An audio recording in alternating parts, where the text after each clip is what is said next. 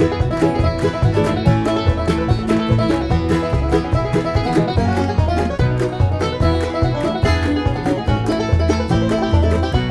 year was 1909.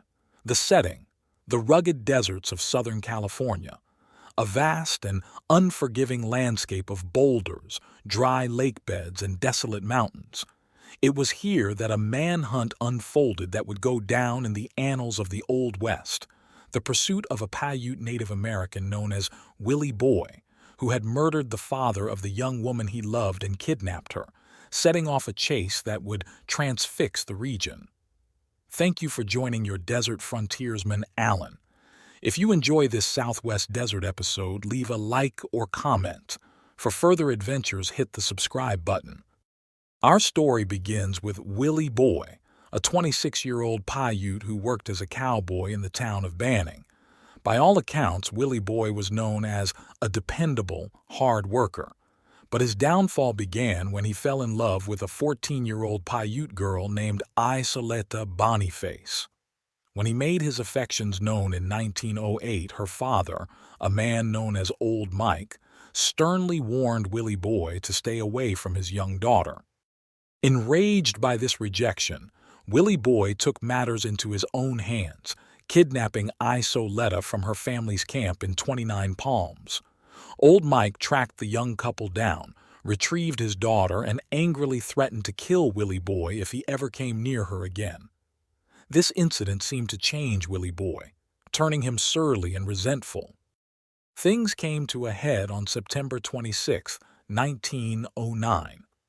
Willie Boy had been drinking heavily with a young white friend who had just returned from a trip to see the circus in San Bernardino.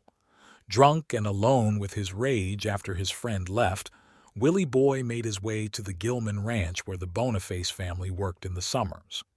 He broke into a supply shed, stole a Winchester rifle and ammunition, and crept up to where Old Mike and his family slept under a cottonwood tree. Standing over the sleeping family, he shot Old Mike point-blank in the head, killing him instantly.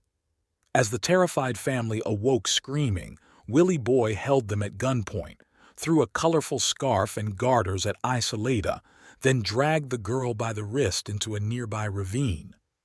He spent the night there, threatening to slaughter the whole family if they made a sound. Paralyzed with fear, the family didn't report the murder until 6 the next morning. That's when the local constable and Native American agent Ben de Crèvecoeur sprang into action, quickly forming a posse that included an experienced tracker named Joe Tutane. They found Willie Boy's trail leading from the Gilman Ranch across the orchards and railroad tracks, making its way into the rugged hills and desert to the east. Tracking an experienced native across miles of rocks and heavy brush was no easy feat, but many in the posse were expert trackers in their own right, having grown up with the Native Americans and learned their ways. All that first day, they remained hot on Willie Boy's heels, even getting close enough to hear the screams of his terrified captive Isoleta. But Willie Boy used all his cunning to stay out of sight, sometimes even doubling back to trail his trackers. As night fell, the posse had to stop near the Whitewater Ranch, hoping to close in on their quarry at dawn. But Willie Boy had gotten an early start under the cover of the dark, stormy night.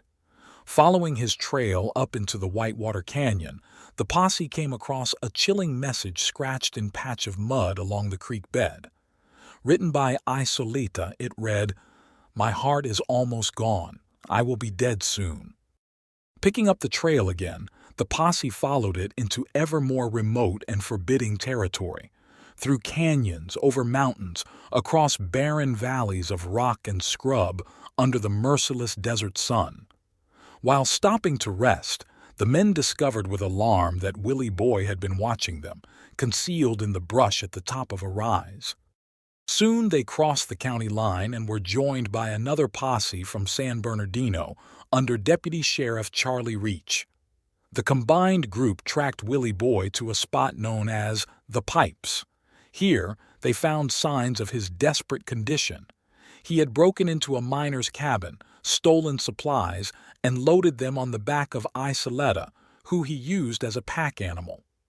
The girl herself was clearly at the end of her strength, her tracks showing her stumbling, barely able to continue.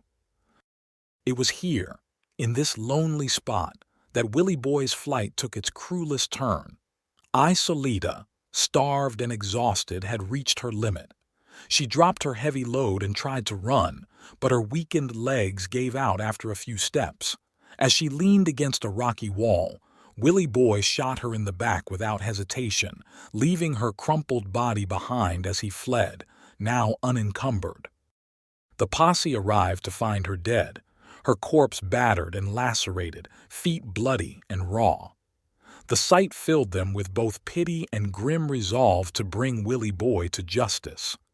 Sending her body back to her people in Banning, they wired the news to Sheriff John Ralphs in San Bernardino, who began organizing another posse to try to cut off Willie Boy further out in the Mojave Desert, guessing he would try to reach Paiute lands in Nevada.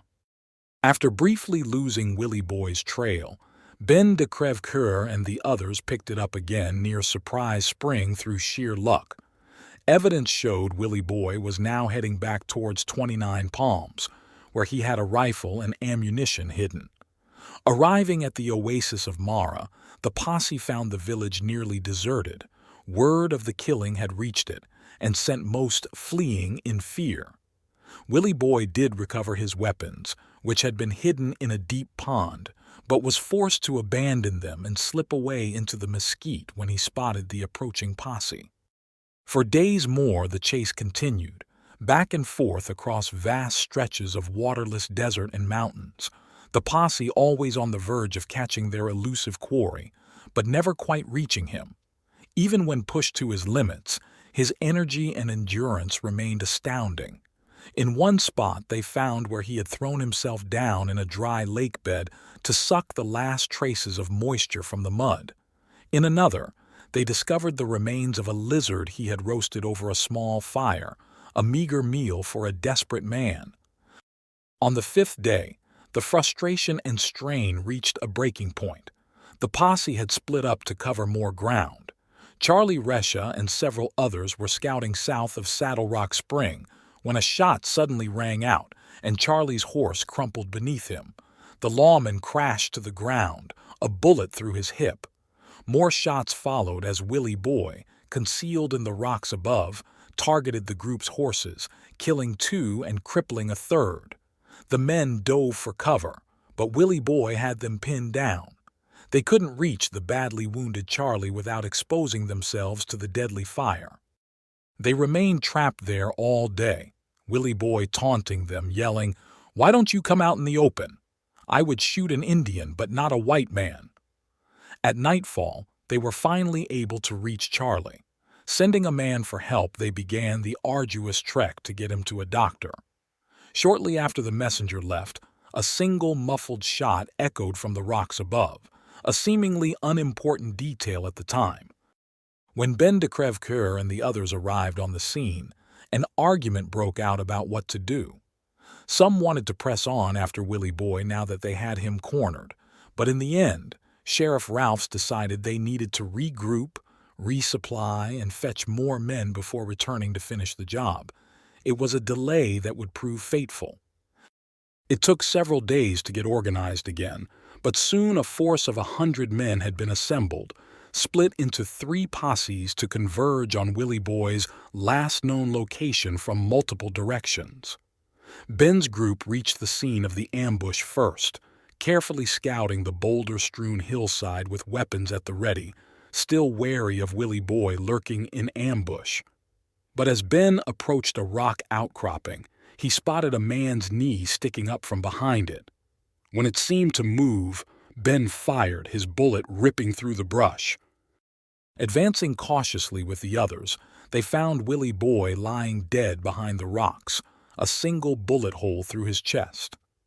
In his final moments, Willie Boy had used his second-to-last cartridge to toss away his few meager possessions in a traditional Paiute death ritual. Then, removing his boot, he had used his last bullet to take his own life, pulling the trigger with his toe.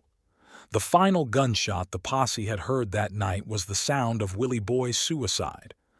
In the end, Willie Boy had eluded capture to the very end, dying on his own terms.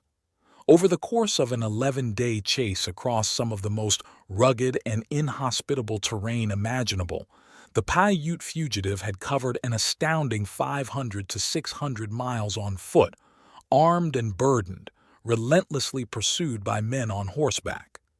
While his crimes were reprehensible, his sheer tenacity and almost superhuman endurance earned him a begrudging respect. At the insistence of the Native American trackers, Willie Boy's body was burned on a pyre of juniper wood, as was Paiute custom. The posse, exhausted and reflective, returned to civilization, the deed done but hardly satisfied. Willie Boy's rifle would later go on display in Riverside, a relic of one of the most remarkable manhunts the West had ever seen.